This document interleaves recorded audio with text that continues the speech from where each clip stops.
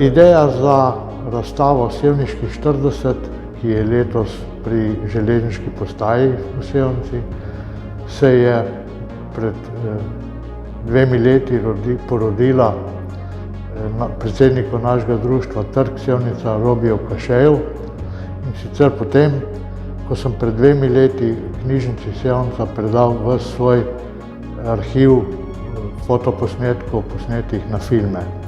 Rekel je, zakaj ne bi to počasi iz tega arhiva kaj pokazali ljudem. In tako smo lansko leto naredili razstavo v hodnikih občine pa upravne enote, letos pa zaradi korone seveda smo morali malo ven in smo šli na železniško postajo.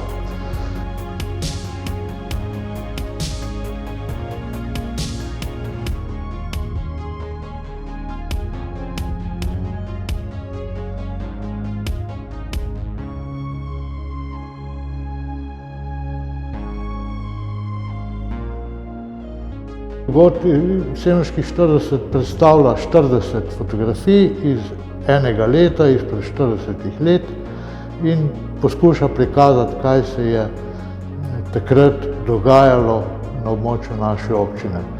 In v letu 80 je bilo kar precej zanimivih zadev, predvsem najpomembnejše seveda za domačine, gradnje oziroma modernizacije cest. Takrat so se namreč pripravljale stvari za asfaltacijo ceste Sevnica-Tržišče, Sevnica-Podgorje oziroma Sevnični, pa Sevnica-Dolnje Brezovo.